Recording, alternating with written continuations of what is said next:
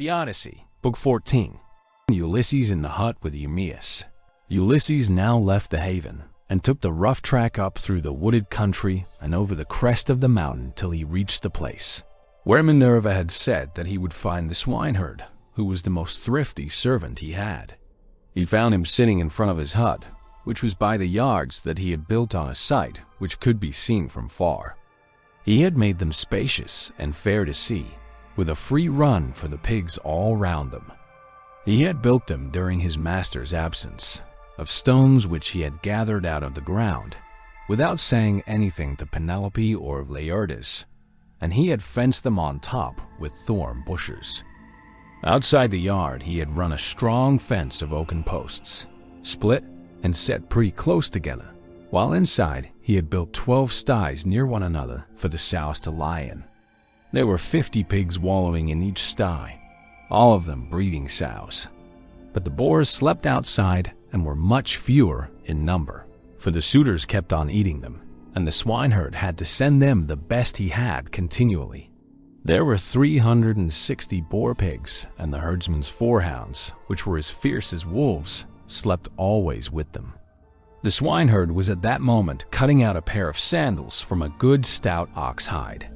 3 of his men were out herding the pigs in one place or another, and he had sent the 4th to town with a boar that he had been forced to send the suitors, that they might sacrifice it and have their fill of meat. When the hounds saw Ulysses, they set up a furious barking and flew at him. But Ulysses was cunning enough to sit down and loose his hold of the stick that he had in his hand. Still, he would have been torn by them in his own homestead, had not the swineherd dropped his ox hide, rushed full speed through the gate of the yard, and driven the dogs off by shouting and throwing stones at them. Then he said to Ulysses, "Old man, the dogs were likely to have made short work of you, and then you would have got me into trouble. The gods have given me quite enough worries without that, for I have lost the best of masters, and am in continual grief on his account. I have to attend swine for other people to eat, while he, if he yet lives to see the light of day, is starving in some distant land. But come inside, and when you have had your fill of bread and wine, tell me where you come from, and all about your misfortunes." On this the swineherd led the way into the hut and bade him sit down. He strewed a good thick bed of rushes upon the floor, and on the top of this he threw the shaggy chamois skin, a great thick one on which he used to sleep by night. Ulysses was pleased at being made thus welcome, and said, "May Jove, sir, and the rest of the gods grant you your heart's desire in return for the kind way in which you have received me." To this you answered, "O swineherd Eumaeus, stranger, though a still poorer man should come here, it would not be right for me to insult him, for all strangers and beggars are from Jove. You must take what you can get and be thankful, for servants live in fear when they have young lords for their masters. And this is my misfortune now, for heaven has hindered the return of him who would have been always good to me and given me something of my own, a house, a piece of land, a good-looking wife, and all else that a liberal master allows a servant who has worked hard for him, and whose labor the gods have prospered as they have mine in the situation which I hold. If my master had grown old here, he would have done great things by me, but he is gone, and I wish that Helen's whole race were utterly destroyed, for she has been the death of many a good man. It was this matter that took my master to Ilius, the land of noble steeds, to fight the Trojans in the cause of King Agamemnon."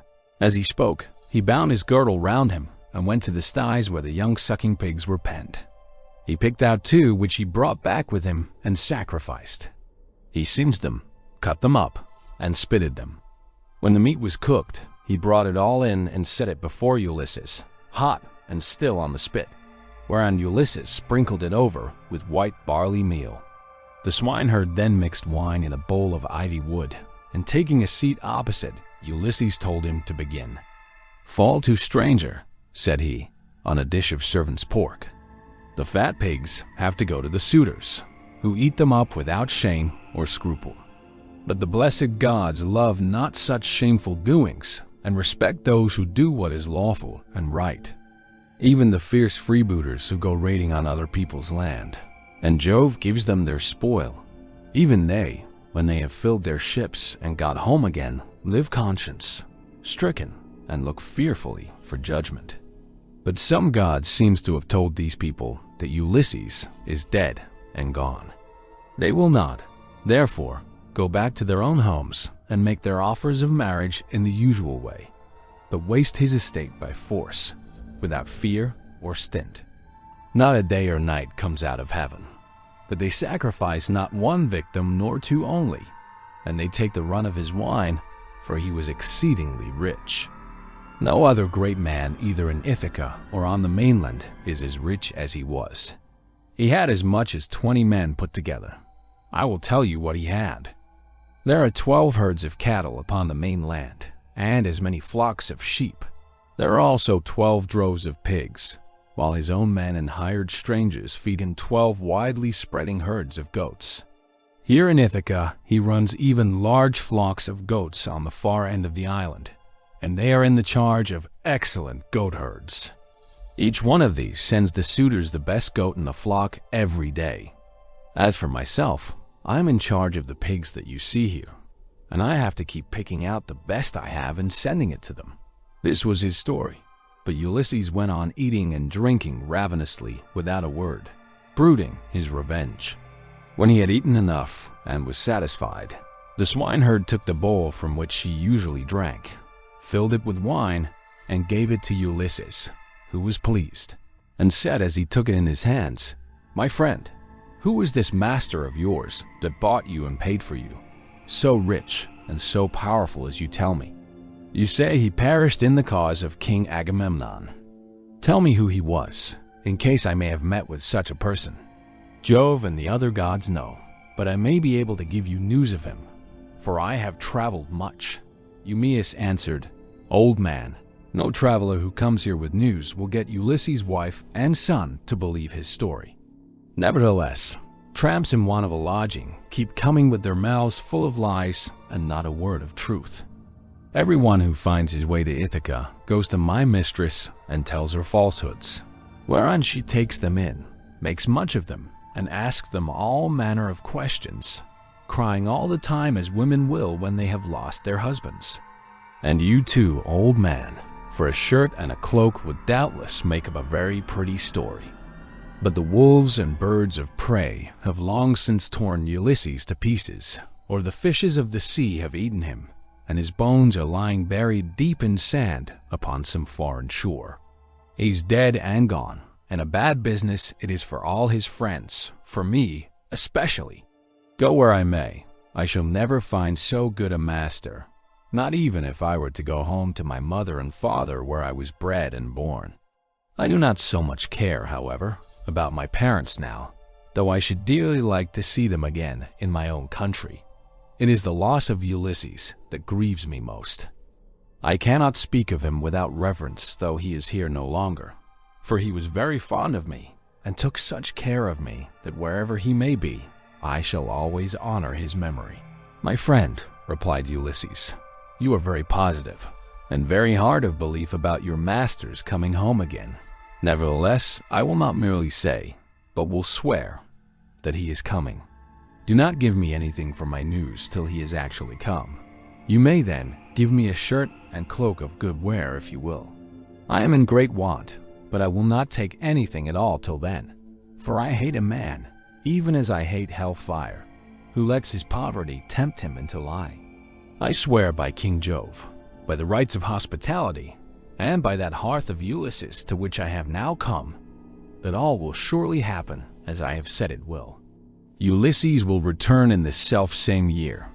With the end of this moon and the beginning of the next, he will be here to do vengeance on all those who are ill-treating his wife and son." To this you answered, "O swineherd Eumaeus, old man, you will neither get paid for bringing good news, nor will Ulysses ever come home. Drink your wine in peace, and let us talk about something else. Do not keep on reminding me of all this. It always pains me when anyone speaks about my honored master. As for your oath, we will let it alone, but I only wish he may come, as do Penelope, his old father Laertes, and his son Telemachus. I am terribly unhappy too about this same boy of his. He was running up fast in the manhood, and bade fair to be no worse man, face and figure, than his father. But someone, either God or man, has been unsettling his mind. So he has gone off to Pylos to try and get news of his father, and the suitors are lying in wait for him as he is coming home, in the hope of leaving the house of Arcesius without a name in Ithaca. But let us say no more about him, and leave him to be taken, or else to escape if the son of Saturn holds his hand over him to protect him. And now, old man, tell me your own story. Tell me also, for I want to know who you are and where you come from. Tell me of your town and parents, what manner of ship you came in, how crew brought you to Ithaca, and from what country they profess to come, for you cannot have come by land. And Ulysses answered, I will tell you all about it. If there were meat and wine enough, and we could stay here in the hut with nothing to do but to eat and drink while the others go to their work, I could easily talk on for a whole 12 months without ever finishing the story of the sorrows with which it has pleased heaven to visit me. I am by birth a Cretan. My father was a well-to-do man who had many sons born in marriage, whereas I was the son of a slave whom he had purchased for a concubine. Nevertheless, my father Castor, son of Hylax, whose lineage I claim, and who was held in the highest honor among the Cretans for his wealth, prosperity, and the valor of his sons, put me on the same level with my brothers who had been born in wedlock. When, however, death took him to the house of Hydes, his sons divided his estate and cast lots for their shares, but to me they gave a holding and little else. Nevertheless, my valor enabled me to marry into a rich family, for I was not given to bragging or shirking on the field of battle. It is all over now. Still, if you look at the straw, you can see what the ear was, for I have had trouble enough and to spare. Mars and Minerva made me doughty in war. When I had picked my men to surprise the enemy with an ambuscade, I never gave death so much as a thought, but was the first to leap forward and spear all whom I could overtake. Such was I in battle, but I did not care about farm work, nor the frugal home life of those who would bring up children. My delight was in ships, fighting, javelins, and arrows, things that most men shudder to think of. But one man likes one thing, and another, and this was what I was most naturally inclined to. Before the Achaeans went to Troy, 9 times was I in command of men and ships on foreign service, and I amassed much wealth. I had my pick of the spoil in the first instance, and much more was allotted to me later on. My house grew apace, and I became a great man among the Cretans. But when Jove counseled a terrible expedition, in which so many perished, the people required me and Idomeneus to lead their ships to Troy, and there was no way out of it, for they insisted on our doing so. There we fought for 9 whole years, but in the 10th we sacked the city of Priam and sailed home again as heaven dispersed us. Then it was that Jove devised evil against me. I spent but 1 month happily with my children, wife, and property, and then I conceived the idea of making a descent on Egypt. So I fitted out a fine fleet and manned it. I had 9 ships, and the people flocked to fill them. For 6 days I and my men made feast, and I found them many victims both for sacrifice to the gods and for themselves. But on the 7th day we went on board and set sail from Crete with a fair north wind behind us, though we were going down a river. Nothing went ill with any of our ships, and we had no sickness on board, but sat where we were and let the ships go as the wind and steersman took them. On the 5th day we reached the river Aegyptus. There I stationed my ships in the river, bidding my men stay by them and keep guard over them while I sent out scouts to reconnoiter from every point of vantage. But the men disobeyed my orders, took to their own devices, and ravaged the land of the Egyptians, killing the men and taking their wives and children captive.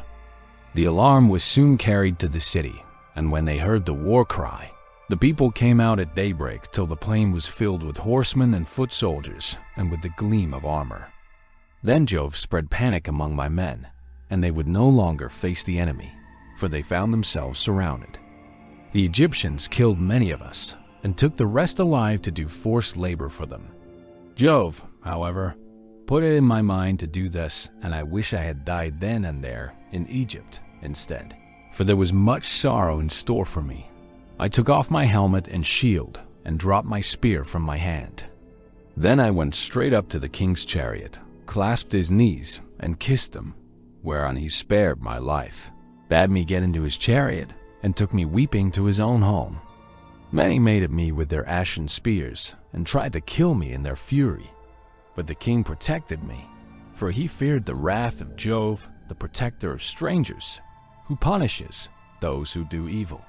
I stayed there for 7 years and got together much money among the Egyptians, for they all gave me something. But when it was now going on for 8 years, there came a certain Phoenician, a cunning rascal who had already committed all sorts of villainy. And this man talked me over into going with him to Phoenicia, where his house and his possessions lay.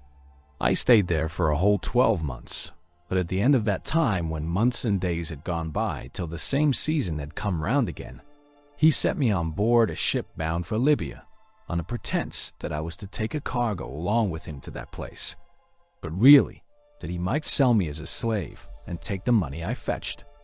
I suspected his intention, but went on board with him, for I could not help it. The ship ran before a fresh north wind till we had reached the sea that lies between Crete and Libya.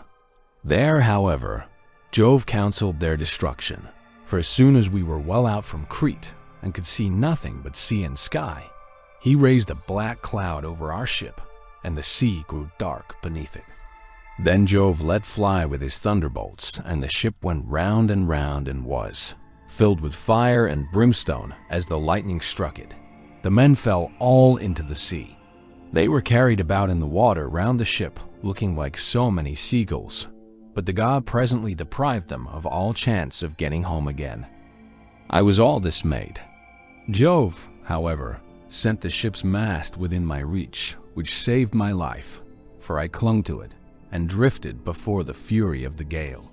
9 days did I drift, but in the darkness of the 10th night, a great wave bore me on to the Thesprotian coast.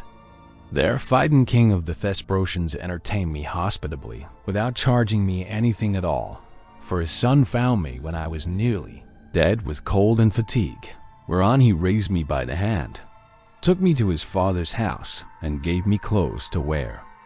There it was that I heard news of Ulysses, for the king told me he had entertained him and shown him much hospitality while he was on his homeward journey.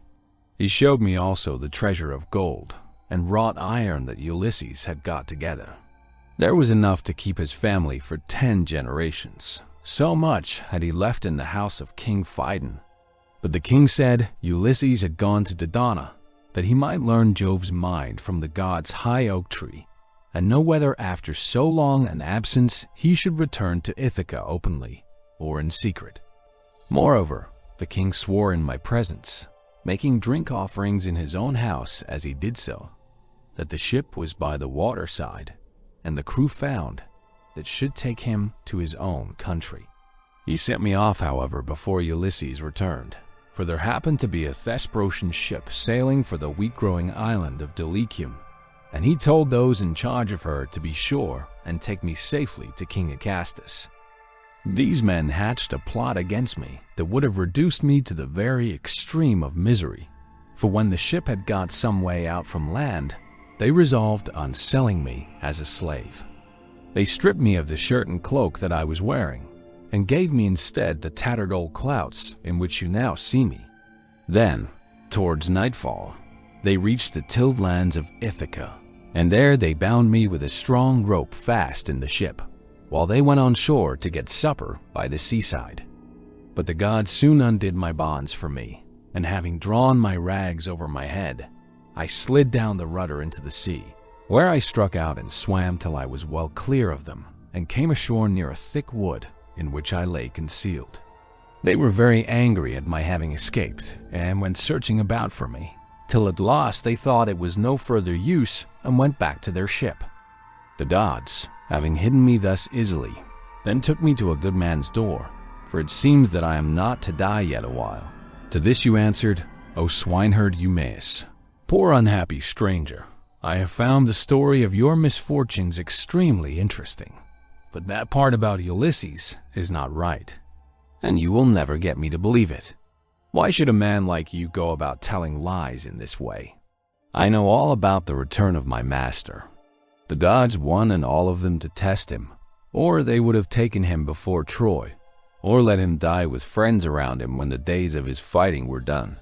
For then the Achaeans would have built a mound over his ashes, and his son would have been heir to his renown. But now the storm winds have spirited him away we know not whither. As for me, I live out of the way here with the pigs, and never go to the town unless when Penelope sends for me on the arrival of some news about Ulysses. Then they all sit round and ask questions, both those who grieve over the king's absence, and those who rejoice at it because they can eat up his property without paying for it. For my own part, I have never cared about asking anyone else since the time when I was taken in by an Aetolian, who had killed a man and come a long way till at last he reached my station, and I was very kind to him. He said he had seen Ulysses with Idomeneus among the Cretans, refitting his ships which had been damaged in a gale. He said Ulysses would return in the following summer or autumn with his men, and that he would bring back much wealth. And now you unfortunate old man, since fate has brought you to my door, do not try to flatter me in this way with vain hopes. It is not for any such reason that I shall treat you kindly, but only out of respect for Jove, the god of hospitality, as fearing him and pitying you." Ulysses answered, "I see that you are of an unbelieving mind. I have given you my oath, and yet you will not credit me. Let us then make a bargain, and call all the gods in heaven to witness it. If your master comes home, give me a cloak and shirt of good wear, and send me to Dulichium where I want to go. But if he does not come, as I say he will, set your men on to me, and tell them to throw me from yonder precipice as a warning to tramps not to go about the country telling lies." "And a pretty figure I should cut then," replied Eumaeus, "both now and hereafter, if I were to kill you after receiving you into my hut and showing you hospitality. I should have to say my prayers in good earnest if I did. But it is just supper time, and I hope my men will come in directly, that we may cook something savory for supper." Thus did they converse, and presently the swineherds came up with the pigs, which were then shut up for the night in their sties, and a tremendous squealing they made as they were being driven into them. But Eumaeus called to his men and said, "Bring in the best pig you have, that I may sacrifice him for this stranger, and we will take toll of him ourselves. We have had trouble enough this long time feeding pigs, while others reap the fruit of our labor." On this, he began chopping firewood, while the others brought in a fine fat 5-year-old boar pig and set it at the altar. Eumaeus did not forget the gods, for he was a man of good principles. So the first thing he did was to cut bristles from the pig's face and throw them into the fire, praying to all the gods as he did, so that Ulysses might return home again. Then he clubbed the pig with a billet of oak, which he had kept back when he was chopping the firewood, and stunned it, while the others slaughtered and singed it. Then they cut it up, and Eumaeus began by putting raw pieces from each joint onto some of the fat. These he sprinkled with barley meal and laid upon the embers. They cut the rest of the meat up small, put the pieces upon the spits, and roasted them till they were done. When they had taken them off the spits, they threw them on to the dresser in a heap. The swineherd, who was a most equitable man, then stood up to give everyone his share. He made 7 portions. One of these he set apart for Mercury the son of Maia and the nymphs, praying to them as he did so. The others he dealt out to the men man by man. He gave Ulysses some slices cut lengthways down the loin as a mark of especial honor, and Ulysses was much pleased. "I hope, Eumaeus," said he, "that Jove will be as well disposed towards you as I am, for the respect you are showing to an outcast like myself." To this you answered, "O swineherd Eumaeus, eat, my good fellow, and enjoy your supper, such as it is. God grants this, and withholds that, just as he thinks right, for he can do whatever he chooses." As he spoke, he cut off the first piece and offered it as a burnt sacrifice to the immortal gods. Then he made them a drink offering, put the cup in the hands of Ulysses, and sat down to his own portion. Mythology brought them their bread. The swineherd had brought this man on his own account from among the Taphians during his master's absence, and had paid for him with his own money, without saying anything either to his mistress or Laertes. They then laid their hands upon the good things that were before them, and when they had had enough to eat and drink, Mythology took away what was left of the bread, and they all went to bed after having made a hearty supper. Now the night came on stormy and very dark, for there was no moon. It poured without ceasing, and the wind blew strong from the west, which is a wet quarter. So Ulysses thought he would see whether Eumaeus, in the excellent care he took of him, would take off his own cloak and give it him, or make one of his men give him one. "Listen to me," said he, "Eumaeus and the rest of you. When I have said a prayer, I will tell you something. It is the wine that makes me talk in this way. Wine will make even a wise man fall to singing. It will make him chuckle and dance and say many a word that he had better leave unspoken. Still, as I have begun, I will go on. Would that I were still young and strong as when we got up an ambuscade before Troy. Menelaus and Ulysses were the leaders, but I was in command also, for the other two would have it so. When we had come up to the wall of the city, we crouched down beneath our armor and lay there under cover of the reeds and thick brushwood that grew about the swamp. It came on to freeze with a north wind blowing. The snow fell small and fine like hoarfrost, and our shields were coated thick with rime. The others had all got cloaks and shirts, and slept comfortably enough with their shields about their shoulders. But I had carelessly left my cloak behind me, not thinking that I should be too cold, and had gone off in nothing but my shirt and shield. When the night was 2/3 through, and the stars had shifted their places, I nudged Ulysses, who was close to me, with my elbow, and he at once gave me his ear. "Ulysses," said I, "this cold will be the death of me, for I have no cloak. Some god fooled me into setting off with nothing on but my shirt, and I do not know what to do." Ulysses, who was as crafty as he was valiant, hit upon the following plan. "Keep still," said he in a low voice, "or the others will hear you." Then he raised his head on his elbow. "My friends," said he, "I have had a dream from heaven in my sleep. We are a long way from the ships. I wish someone would go down and tell Agamemnon to send us up more men at once." On this Thoas, son of Andraman, threw off his cloak and set out running to the ships, whereon I took the cloak and lay in it comfortably enough till morning. Would that I were still young and strong as I was in those days, for then some one of you swineherds would give me a cloak both out of good will and for the respect due to a brave soldier. But now people look down upon me because my clothes are shabby." And Eumaeus answered, "Old man, you have told us an excellent story, and have said nothing so far but what is quite satisfactory. For the present, therefore, you shall want neither clothing nor anything else that a stranger in distress may reasonably expect.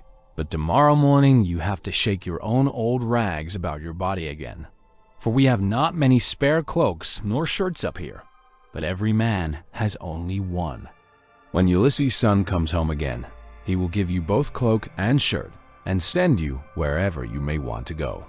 With this, he got up and made a bed for Ulysses by throwing some goat skins and sheepskins on the ground in front of the fire. Here Ulysses lay down, and Eumaeus covered him over with a great heavy cloak that he kept for a change in case of extraordinarily bad weather.